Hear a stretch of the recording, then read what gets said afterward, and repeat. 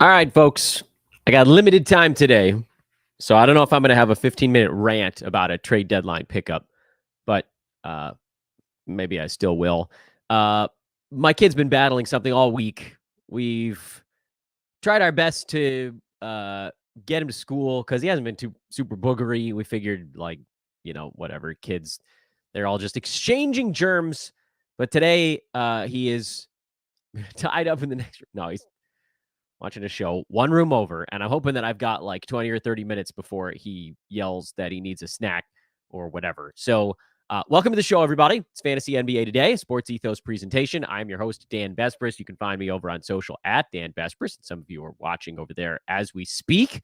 So hello. Make sure you like, follow, subscribe to everything we're doing here. Friends that are joining us right now after the fact, watching whatever, you guys know the drill. Please do take a second, hit that like button and the subscribe button, because it's just right there also. And we're churning out fantasy content all year long. You may hate me for it, but I'm not going to change what I'm doing here. So anyway, let's dive straight in. I don't want to spend a whole lot of time on other stuff. I don't know when I'm going to run out of my clock on today's show. Thunder beat the Magic. Yeah, it's going to be a shorter show. We're going 20 to 30 minutes today instead of 50. Thunder beat the Magic 127-113 on the road. Zero surprises, as per usual on the Thunder side. There hasn't been a surprise for the Thunder in a bazillion years. But as far as the Magic goes, we have a couple of things to consider. Gary Harris left this ball game early. Markelle Fultz, they have a back-to-back, so who knows what's going to go on there. Jonathan Isaac on a back-to-back. We got a couple of things. First thing is, Jalen Suggs, 17, 7, and 4, 4 3-pointers and a steal. He got off to a hot shooting start in this game and then cooled substantially as the game went on, but good to see the rebounds. I still can't fully get myself back in on Suggs. I had somebody ask me why I wasn't back in on Fultz, and it's like, well, I don't know that I even need to go into detail on that. Suggs has, at times this year, kind of nuzzled up against pretty good fantasy value, but he's had a lot of trouble maintaining it lately, largely because his percentages have been dog doo. Last couple weeks is at 40% from the field, 60 some odd at the free throw line. Like, that's just not going to get it done. I like the steals, don't get me wrong, but nope. Wendell Carter Jr.'s minutes were back up in this one. Nope. He continually loses minutes to some backup center on this team. It's typically been Mo Wagner lately. And Wendell doesn't get defensive stats. Sort of a tough center to invest in when you're not getting defensive stats out of said center. At least he doesn't tank percentages, so that's a slight uptick. But no, I don't want anything to do with that. And then Jonathan Isaac, who we talked about a couple days ago on the show. He played 25 minutes for the first time in almost 5 years. I guess more like 4 years and 3 months, something like that. 4 years, 3 months ago was the last time he played 25 minutes before over the weekend. And he had 15 minutes in this one. They have a back-to-back going tomorrow or tonight. It was tomorrow when he played this ball game.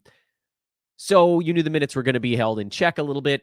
I have put him on my bench in some roto leagues where I'm not super far behind in games played, because I just kind of want to see what the rest of this season brings. You know, if he starts getting 20 to 25 minutes in like non-back-to-back situations, then I'll start to deploy him. If he doesn't, I won't. And I don't think you can put him on your head-to-head roster because there's just way too much inconsistency in how many minutes he's getting to play. And so, that's bigger headache than it's worth.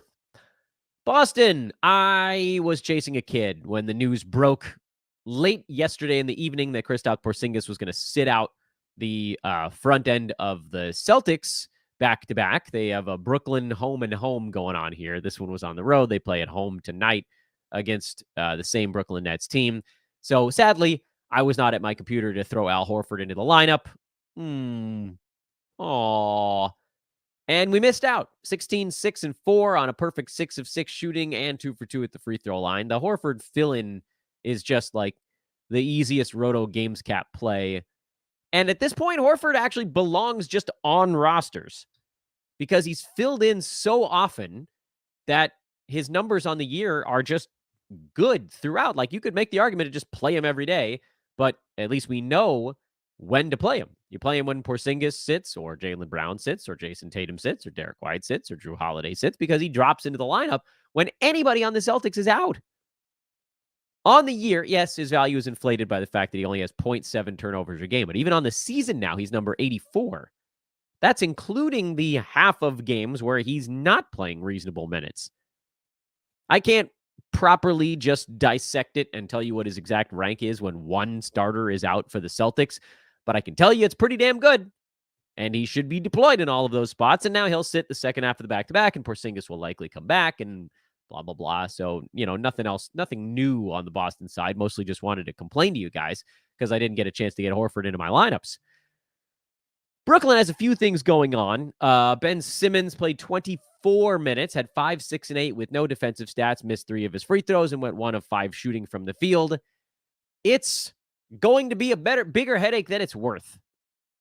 I get it. Some of you guys want to throw him on your bench in a Roto League and just see how it goes. And if he gets up to 30 minutes at any point, then you're like, all right, I guess maybe I can throw him out there. Okay, fine. If I told you I'm doing it with Jonathan Isaac, I can't really get on your case if you want to do it with Ben Simmons. Both of those guys are probably going to be hurt in the next 2 weeks. Neither one of them is reliable for minutes. The difference, at least in my eyes, is that when Jonathan Isaac plays 24 minutes, he's a fantasy value. When Ben Simmons plays 24 minutes, he's not. He wasn't a fantasy value first couple weeks this year when he was playing full starters minutes. So there's no guarantee that he will be again. He's just like bigger and slower than he used to be. Health or no health, he's not the same spring chicken he was 4 years ago before all the stuff. If you want to do the Ben Simmons thing, you do the Ben Simmons thing. I'm not doing the Ben Simmons thing, not certainly outside of any kind of keeper format. That would be the only place you're like, well, maybe I pick him up. I can spend like a 12th, 13th round pick to hold on to him for next year, because who knows, might come into a season healthy. A little easier than sitting through whatever this schmutz is. Cam Thomas shot 50%, which means I need a sound effect. But sell high. When he shoots 50%, you sell high. And he doesn't, you don't. Straightforward. And then the Dennis's. Dennis Smith Jr., just 15 minutes, so I think we can probably not worry too much about him. Dennis Schroder, not a good ball game. 3 turnovers, 1 of 3 free throws, 3 of 10 from the field, but 32 minutes. That was the number that jumped out at me. 32 minutes, which is starters minutes. And again, there's no guarantee that it turns into perfect fantasy value. But in 30 minutes in Toronto, basically, he was at about top 125 or so. His role wouldn't be that different. So, you can't look at him and be like, oh, he's going to get a bunch more shots in Brooklyn than he got, or a bunch more assists. No, he'd be about the same guy. The difference is, could he go from 30 minutes to 32 or 33? That 10% would get him up to the top 100 threshold. Not that that's like a huge difference. What's the difference between starting a 100 ranked guy and a 120 ranked guy? Very little. Very little. That's where guys are pretty heavily clustered, really starting from around like pick 80. The guys get super duper clustered from 80 to basically the end of it. Although, again, at a certain point, the difference between pick 80 and the difference between pick 140 is pretty different. It's just that the pick between 80 and 90 is not that different. The 10-player gap is small. The 40-player gap is significant, whereas at the top of the draft, at the top of the rank board, a 10-player gap is huge. A 3-player gap is small. So that's just sort of a sliding scale thing. So what do you do? What do you do? That's the question. What do you do with Dennis Schroder? We saw bad line, 9 points, 5 boards, 3 assists, couple of 3-pointers, bad percentages, no defensive stats. And again, this is a thing that is going to haunt him. He's not a big defensive stat guy. He averaged about just under 1 steal a game, and maybe he can get back to that. Doesn't shoot that many threes, so hard for him to float his value there. He's a good free throws guy typically. I know this game, small sample size theater. The assists are probably going to be decent. The scoring is probably going to be fine, but not spectacular. You're hoping he can get you kind of up to league average or fantasy league average. What's the upside? Not a ton.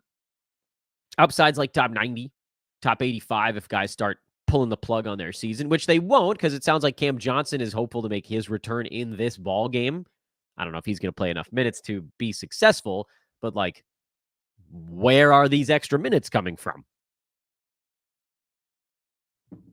Does it come from Schroder? Ben Simmons sitting out the back-to-back? I guess that's where some of them could be. Why isn't Dorian Finney-Smith playing more minutes? Is that injury-related? Probably. Will they go up? Maybe. Brooklyn is looking at a bit of a logjam, so reason to maybe stem the tide on any optimism, but I do think we need to hold on to Schroder in the short term because, again, how many point guards you got floating out there that are playing 30 minutes a game? That are on the waiver wire, I guess I should add. Not many. Heat beat the Bucks 123-97, and this ball game was over early, but we were able to learn a few things about Miami. So Jimmy Butler, so Terry Rozier, so Josh Richardson. That's right, I did the French pronunciation. Sweet cultured Dan Bibri on today's show. Jaime Jaquez came off the bench for 28 minutes. Keep an eye on him, but you don't have to add him right now. Kevin Love had 19, 8, and 3 in 23 bench minutes. He is a usage monster, has been all season long. The issue is that, 15, 16 minutes is not enough to get him to fantasy play. But the way that Kevin Love has put up numbers in super low minutes this year kind of tells you that in like 24, 25 minutes, he probably would be around a top 100 guy. So keep one eye on Kevin Love as well. If you badly need a few threes and a couple of rebounds from a center that can shoot free throws, okay, it's a little more, specialist-y. Nikola Jovic, not to be confused, of course, had 24 points and 5 3-pointers in this game after basically not playing for the last 2 weeks. So watch list him on for me. And then Duncan Robinson. You see where I'm like circling towards my target here. Duncan Robinson, when he starts, he's a go. That's the way it was earlier this year when Tyler Hero was out and they didn't have Terry Rozier yet. And Jimmy Butler missed some time in there. So there were a couple guys out. When Duncan Robinson starts, Duncan Robinson is a play. He has gotten better at cutting, like substantially. And he's still going to hit a bunch of 3-pointers, maybe not 6 every ball game. And then, of course, you got the fact that Miami's schedule sucks. So for head-to-head, you got a game today, and then they're off until Friday of next week. And then they're off again over the weekend. So after today, Miami has one game. You got the All-Star break, which obviously inflates the numbers, but one game over 11 days. That ain't going to get it done. But Roto makes a lot of sense because you squeeze out one game, you can just move on after that. If you think anybody on Miami is back after the All-Star break. Kevin Love is a 50-50. He's a coin flip. He's very much a do you need these categories kind of guy. Whereas Duncan Robinson is more in the, he'll be mathematically a guy you could play. As far as the Bucks go, Malik Beasley continues to be your Chris Middleton fill-in and not a supremely exciting one at that. But he's been like generally good enough. A low upside 3-point streamer, basically. And that's it. Jay Crowder sucks. He had that one decent game in there, but otherwise it's been super ugly. And there was video of Giannis like snapping a towel at an official in this ball game. Be careful what you wish for, Bucks, man. You unloaded your coach and you are crapping the bed. Congratulations on your bed defecation. Bucks did get a win in there. They beat a Nuggets team that's thrown it into hard cruise control. They also beat the Hornets, but, who cares? Lost to the Jazz, lost to the Suns, lost to the Wolves, lost to the Heat without their entire starting 5. Yeah, trouble. Speaking of the Timberwolves, they are good. They're the number 1 seed in the Western Conference right now. Game up on the Thunder. Wolves are 38-16. Impressive that they're 19-11 on the road. So home-heavy schedule the rest of the way, 19-5 at home. They've got 6 more home games than road games left. That's a good sign. But they win anywhere. This game was over early-ish. Game was not as close as the final score would indicate, although Rudy Gobert and Anthony Edwards still got to play a pretty healthy allotment of minutes. But they were able to get Mike Conley out of there early. Cat had some issues in this game. Don't worry about that. Jaden McDaniels played 24 minutes, so he didn't miss any time. And then with the sort of kooky minutes, you got extra Nickeil Alexander-Walker, extra slow-mo, extra Naz Reid. You can mostly ignore that stuff when the Timberwolves are healthy. And then as far as the Blazers go, they are not healthy, but they're not healthy enough. That make any sense? It actually did make sense if you sort of slow it down.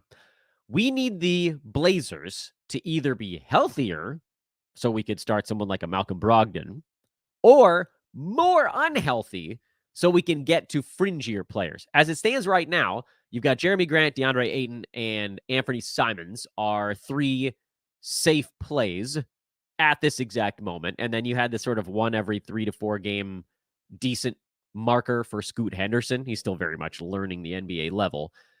But when all of those guys are there, that's enough guys healthy to render anyone else useless. I've had to knock back so many questions about when it's time to pick up Jabari Walker. Not yet. I don't know that there's ever going to be a time to pick him up, but we definitely need Jeremy Grant out. We probably need Shaedon Sharpe not to come back, which isn't going to happen. He's going to come back. He's a young dude who's going to want to get some minutes under his belt. Simons is still a young dude, even if you think maybe they shut him down at some point. Scoot's going to play it out. Ayton's going to be here and there. That'll probably sniff of shutdown. So what happens if we get Ayton out and we get Jeremy Grant out? Is that enough? In that instance, I'd probably rather pick up Duop Reith, at least as your backup center. It's sort of easier to get fantasy stats than praying that Jabari Walker can do something besides hit a 3-pointer and grab 8 rebounds. If I'm looking at Portland and I'm looking for somebody that I think could be, a March stash, Reith would be that guy. Tamani Kamara might be that guy. He has a little bit more variety to his game. Henderson, if you think Scoot starts to figure it out here at the end of the year, you know my feeling on rookie ball handlers. It's after February or not at all. And frankly, if you're looking for sort of like return on effort, not at all is a lot easier on your conscience, your anxiety level. Sacramento, Phoenix, that was a fun one. Kings, couple of mistakes down the stretch, cost him a chance to maybe steal this one on the road. Sabonis with a huge ball game. He got off to a slow start this year, and you kind of always knew that he'd eventually work his way up the board. He's back to number 25 now. Not because necessarily his counting stats got bigger. This was obviously a huge ball game, but he's been in the sort of 20, 12, and some odd to 13. Good assist numbers, 8.5 this year. It's the free throws. They were in the mid to low 60s for a while, and they've slowly ticked their way up to 70 after he went 7 out of 8 in this ball game. And it's that, you never even really notice it's happening, but it's happening. And I don't think you ever were really able to buy low on him because the low free throws, people were like, yeah, he's fine. You got the good De'Aaron Fox game after a few bad ones. He's been bouncing back and forth between 35 and 55. He's at 45 right now, right smack in the middle, largely because he's bad in the 3 points league categories. Negative field goal, free throw, and turnovers. He's been pretty awesome in a bunch of other stuff, but I play 9-cat, so there you go. Malik Monk continues his little heater here. You guys know, and I get it. I'm a little bit more conservative than your average fantasy analyst, but you've come with me this far, so I presume it's because you like that I take fewer risks. In any event, Monk very much a go in head-to-head leagues, very much a go in points leagues. I continue to be somewhat reticent about dropping him into a lineup on the roto side because his value tends to be pretty tied up in points and assists. The other stuff comes and goes a tad. Field goal percent fluctuates wildly. Turnovers fluctuate wildly. He's 100% over this last, I guess, a week and a half or so. He's very much been a play in all formats over that week. So I get it. I'm being too nervous about it. But he's also not going to shoot, 55 to 60% long term. And that's the cooking rate that he's on right now. He's also blocking. He's blocked 7 shots in the last week or something crazy. He's way out over his skis and stuff that is coming back to earth. If you want to try to ride the wave in Roto against the games cap, hope it lasts a few more games, that's fine. I'm always worried that I'm going to drop him in there and it's going to be either that game or the next game where he hits the cliff and then you end up doing damage to yourself. Of course, the opposite side of this is that if Monk is playing well and for some reason they really don't want to take Harrison Barnes out of the lineup, then Kevin Huerter his run of better play is probably about to end. His minutes have trended down the last 2 ball games. He was on a heater before that. He actually shot the ball well in this ball game, but he was part of some lineups that were getting their butts kicked. So out you go. I'm giving Huerter exactly 1 more ball game to prove to me that he can continue to get 30 minutes a night. And if not, bye-bye. Bradley Beal left after 4.5 minutes. He's hurt again. This time it's a hammy. At least we have the All-Star break coming up here. I think Phoenix has 1 more game. Yeah, they play Detroit tonight, so they should be able to win that one without him. Suns have very much turned their season in the positive direction since they got healthy. That's been a big part of it. But Detroit on a back-to-back from LA flying to Phoenix, they're going to be freaking cooked. So in the short term, Grayson Allen obviously gets a bump. He was already a start. Eric Gordon gets a bump. And we saw Royce O'Neal got a nice bump. So now it comes down to what's the pecking order behind Booker, Durant, Nurk, and I would say Grayson Allen, who's safely kind of in that top 4, top 5 when Beal is there, top 4 when he's not. Is it going to be Gordon or is it going to be Royce O'Neal that produces in this game? Personally, I lean to Royce. I think Gordon probably starts. I don't know that that's actually necessarily true. They might want him as their bench gunner. But Royce O'Neal has the more varied fantasy game, meaning, and we saw this, I guess was it last year or the year before? I don't know. I lose track of seasons ever so quickly. Royce last year, that was already in Brooklyn. Yeah, 9 points, 5 boards, 4 assists, 1.5 defensive stats, and 2 3-pointers in 31 minutes. That's a nice variety pack. So, yeah, he's probably not going to score more than 9 points during his little fill-in run here. But if he can get me 5 boards and 4 assists and a steal and a half a block, or maybe you go a little bit higher than that, who knows? That to me is more interesting than hoping I catch the Eric Gordon good shooting game, the lightning in a bottle game, which he's had a bunch of them. I got to try not to be such a jerk to Gordon because on the season, he's shooting 46%, which is way better than expectations. And if that holds and he drops into this bigger usage role, he took 17 shots last night, then yeah, he's inside the top 100. I just continue to look at Gordon and go, is he really truly going to shoot 46% all year? Is it really about the fact that playing with Booker and KD has just launched him, 3-4 percentage points higher than he's been basically throughout his entire career? And it's not that the 3-point shooting has changed all that much. He's at 39% this season. His career 37. He's had some years where he's had plenty of years where he's been 39 or better, but he was still 40, 41, 42 from the field. His 2-point shot has been much better this year. And, maybe that's the spacing that team gives him, or maybe it's something that's due to regress. I don't know for sure. I can't tell you. Sometimes guys just have better seasons. And if that's what's happening here for Gordon, then I'm being short-sighted and too conservative in not grabbing him. Points leagues, you grab him. Head-to-head, you probably grab him because you're not as worried about the damage he could do to field goal percent. My discussion right now is really more about would I use him against the games cap? And the answer tonight against Detroit is probably not. Same deal for Royce O'Neal, leaning towards no.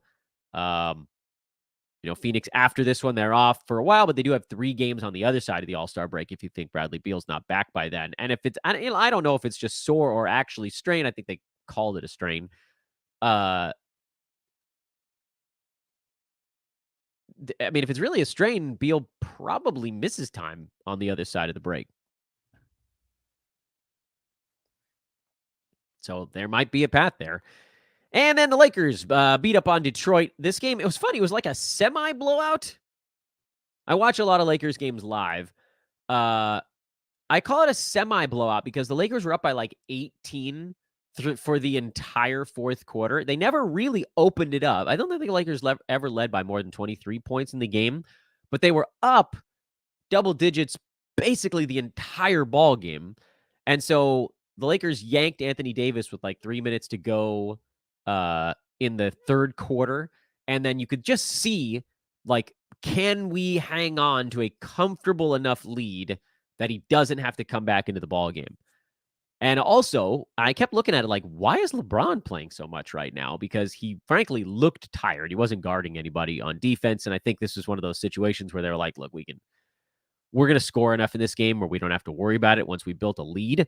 But then we got the news after the game that LeBron was not going to be playing the back-to-back in altitude in Utah. That's a really difficult back-to-back. I mean, if the Lakers are going to lose a game going into the All-Star break, this is absolutely it. Utah's not been playing as well lately, but there's a reason they're favored by 5.5 points in this game. And it's because LeBron is out. I don't think Anthony Davis has been ruled out yet. I think it's just LeBron, but it's also a back-to-back where Utah has had rest. They're not the only team hosting a club on a back-to-back in altitude. Denver has Sacramento on a back-to-back in altitude. Those are tough, man. You got to dig real deep. So normally we jump over the Lakers, but I do want to talk about them in just a second. As far as Detroit goes, there's sort of a good news, bad news thing with Simone Fontecchio. 26 minutes in the starting role, and he was basically just going to roll with the starters. But this game ended early. So Cade didn't finish the ball game. Jalen Duren didn't come back late. Sarge Thompson did actually get a few extra minutes in this game, and he looked good. Hang on to him. Lakers were just letting him dunk for long stretches. Jaden Ivey, who's always going to be a much better points league option than traditional 9-cat. You got a bigger James Wiseman game because he was also dunking a bunch, but this is a goofy one. Here's the short version. Fontecchio, I like him with the starters unit, so hold for now. He had a weird ball game, but he seemed willing to sort of fire. And he also ended up getting blitzed by the Lakers a bunch of times. So let's give him another one. Again, I don't think he's going to average 20 and 9 like that first ball game, but he'll probably be a little bit better than this.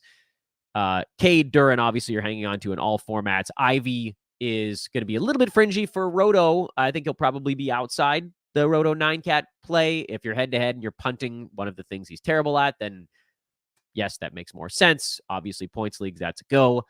And then I got to give a shout-out, not fantasy-wise, just like life-wise, to Evan Fournier, who played 24.5 minutes in this game.